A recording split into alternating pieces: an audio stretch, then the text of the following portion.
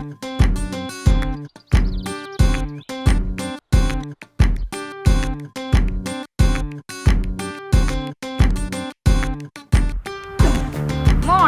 It's Creative Mornings Helsinki and our theme is ethics. Come on in.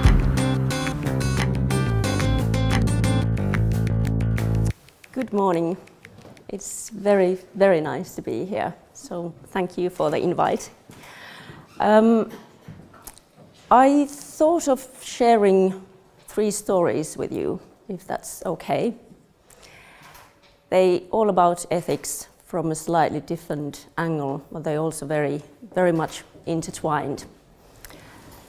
The first story is about making a choice, making an ethical or unethical choice. And if you allow me, I would like to read a passage from a book called Memory of Water by Emmi Itäranta. There's a dialogue between Taro, who is a very powerful army commander, and Noria, who is an 18-year-old girl and who's decided to follow her father's footsteps as a tea ceremony master.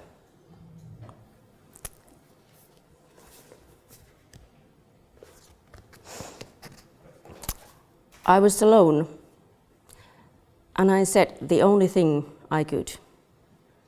Nothing will make me accept your offer.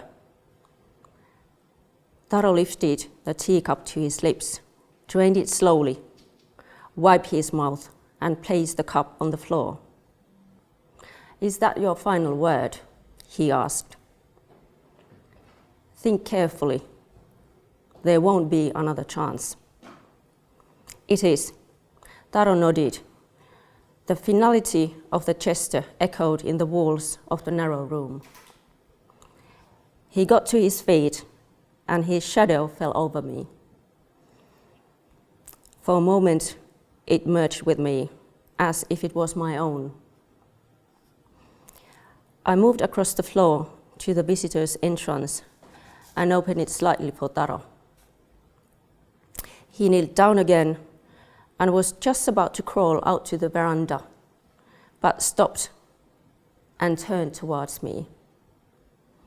I am curious, he said, and for the first time, I saw something in him that resembled genuine interest.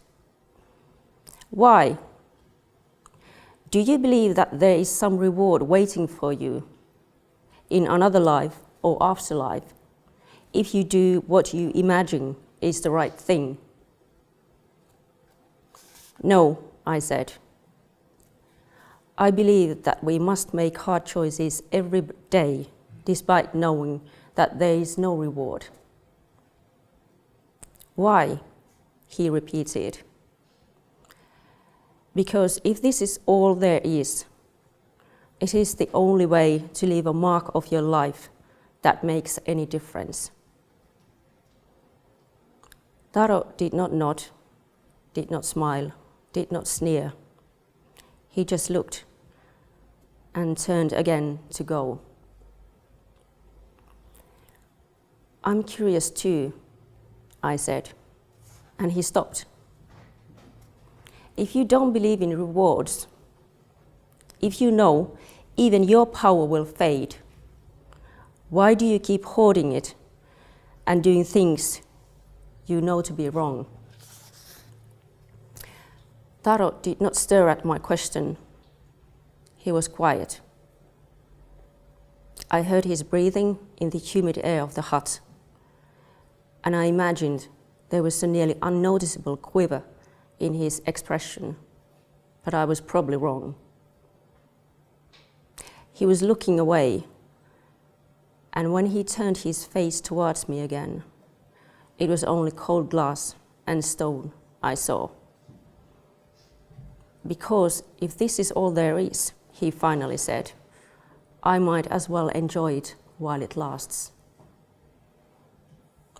We sat still on our knees, turned towards each other, and nothing separated us, and nothing held us together. His choices could have been mine.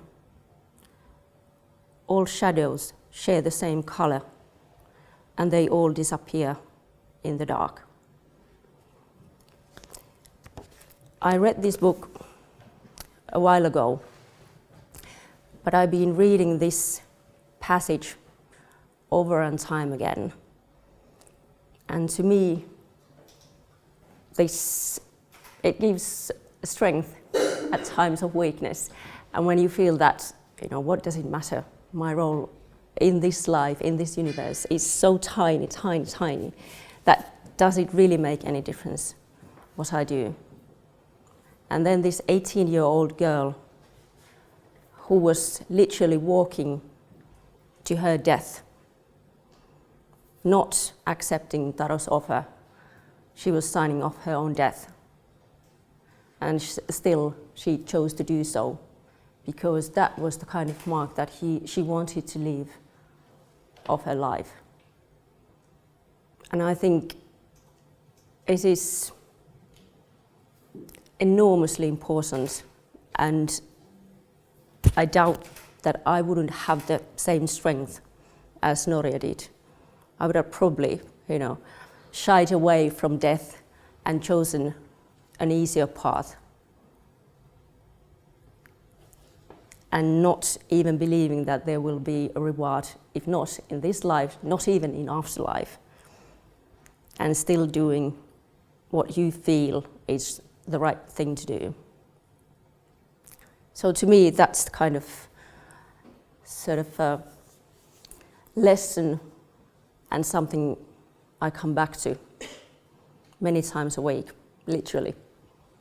Okay, so that was the first story. The second story is called Business Case versus Moral Case. And this is about ethics at the organizational level. And this actually goes back to the times when I had just started my job as a sustainability manager at the University of Westminster in London.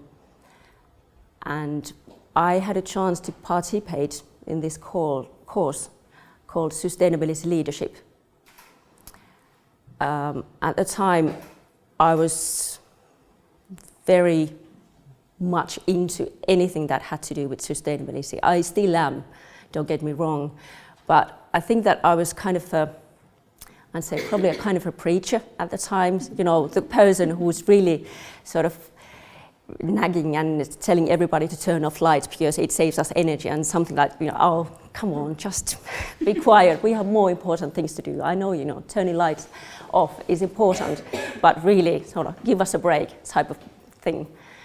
But I really sort of saw so many opportunities, and I thought that, why don't everybody just get it? But anyway, I had a chance to participate in this course. And it was a really, really good course. And one of the lecturers asked us that is sustainability a business case or a moral case? And at the time, I quite didn't understand the depth of that question. And I thought that, well, it's a business case, it has to be. And because at my own work, I always said to the people at the university that I don't care about your motivations as long as we get these things done. So I wasn't appealing to a higher morale or trying to beg and sort of talk about warm hearts that let's do this environmental stuff or social stuff because, it makes us feel better. I was always talking about branding and better reputation and employee engagement, inspiring students, and in that way actually showing us a better bottom line. So I was always using those arguments and never really talking about ethics or moral questions, because I thought, and I still think that way, that's the way how we approach our clients. We don't talk about sort of you should do it because it makes you feel better, but it will make your business grow. So that's my stand still. But at the time, as I said, I quite didn't understand how deep and complicated that question is. I still don't have an answer to that. But maybe, and I hopefully hear your thoughts afterwards, my kind of current conclusion is that unless sustainability or corporate social responsibility, however you choose to call it, if it's not a moral case first, it can never become a business case. And this is based on my experience when I talk to directors of different companies or any organization. And some of them are agreeing with us when we argue for the case for doing something strategically for sustainability. And we're always talking about business strategy, not sustainability strategy. I always use this slogan, one business, one strategy, one story. So we're not talking about sustainability as a separate thing. And some of them, let's say all of them, they agree with us. But when we start talking about, okay, what shall we do? Then some of them want to do something, they want to proceed and we create something that really furthers their business, and others don't. They say that, yes, this is very, very important to us, but can you give us a call in about 6 months' time? And when I call them, they say, yes, this is absolutely on our agenda. This is one of the top priorities for us, but can you give us a call in 3 months' time? And I will, of course, because we are consultants. But we've gathered so many arguments and business cases in euros, in dollars, whatever the currency. And sometimes I've thought that, it's not about the argument itself and not about how strong business case we're trying to make there. Because if they don't feel it in their hearts, that this is the way we want to operate, this is how we need to do it, this is how we want to run our business, then it won't happen. So the moral case has to be there first before it can become a business case, which is quite funny because it's so easy to talk about business case, isn't it? It's very easy to talk about Excel sheets and euros and costs and revenue streams and all that stuff. But when you start talking about hearts, it's like, it makes people a bit uncomfortable. So that's the second story. Third story is about our right to think and our responsibility to think. Have you heard of Hannah Arendt? Yeah, I can see some notes. Yeah, marvelous lady, simply marvelous lady. She was a political theorist, a German-born political theorist. Was born around 1907, something like that. So she was influencing around 50s, 60s and 70s until she died in 1975. And one of her main works was a book called The Banality of Evil. And this was based on the Nazi trials that she was following in 1961. One of the Nazi leaders, Adolf Eichmann, was trialed, and she was following the trial in Israel. And at the time, and still, of course, when we are talking about Nazis, the first idea that they had to be some kind of monsters, because no ordinary normal person could really enable or create something so deeply awful, such an atrocity that they created. So it's kind of beyond words, the things that they did. But Hannah was a very wise lady, and she was following the trial. And after the trial, she wrote a long article to New Yorker, and it caused an awful mayhem. People were simply rejecting it completely, because her conclusion was that Eichmann was a mediocre person. He was more like a bureaucrat, just following the rules. He wasn't a monster. Like she said, she was a mediocre person, an average person. And what he was saying at the trial was that I was only obeying, I was only following the rules, I was doing my duty, I was doing my job. And Hannah said that by saying that, he kind of took away his own responsibility to think and just went behind the idea that, just doing my job.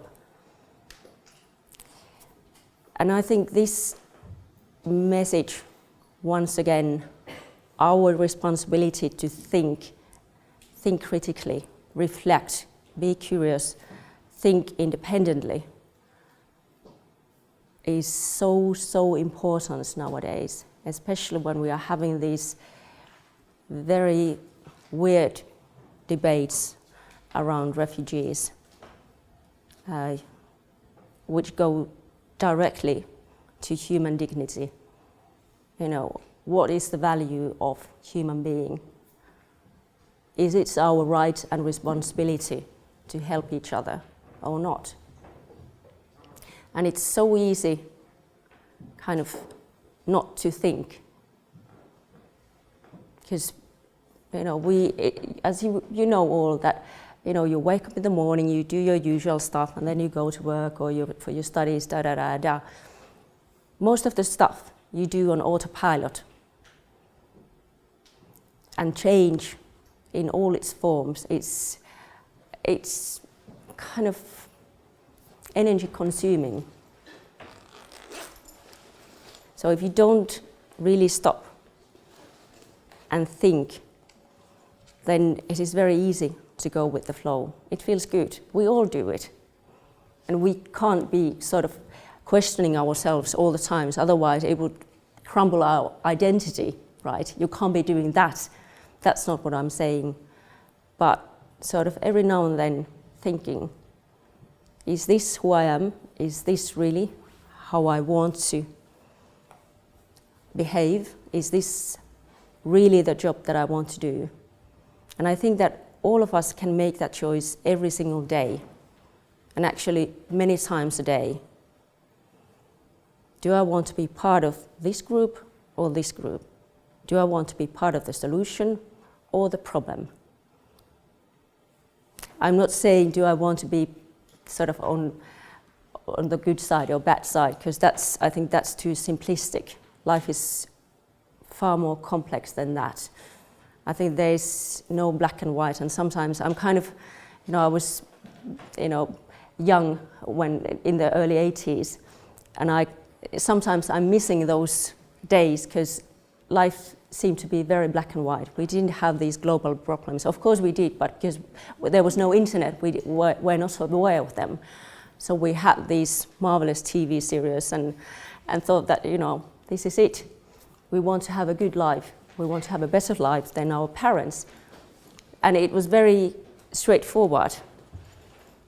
And then growing up and realizing that there's much more to it, and actually life is so much more complex than what I thought it was. So there's no really good and bad. I think that there are just better choices and, not so good choices. But to think, as Hannah said, to think independently is important. So what really caused the mayhem after her article was because she said that any of us could enable those atrocities that the Nazis did. And of course we don't like hearing that. That's like, we are far from those people. We could never ever be able to do such things. But by not thinking, by not acting, we might enable those things. And that was her conclusion. And that's why she emphasized that it is so important that you know what you're doing, what you're thinking, and not just go with the flow.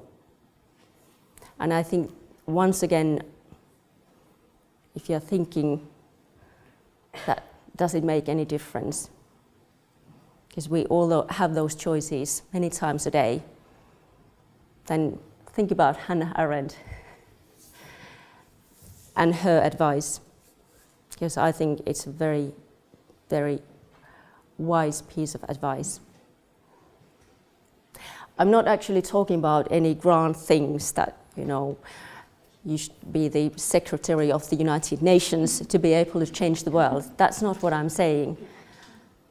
But you can actually start with very small and little things with a smile. It's as simple as that. And compassionate attitude towards your fellow human beings. That's the first step. And then if and when you have the chance, you can always think, how do you want to act? We all, or almost all, have a choice.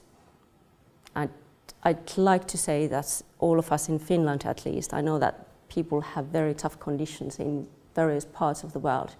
So it's not as easy as saying that, we all have a choice. We may not have a choice, not all of us, but us who do have a choice, I do think that it is our right and responsibility to think. So those were my 3 stories. Thank you for listening. And I'd love to hear your thoughts and comments, questions. Yeah, let's use the Catchbox microphone. So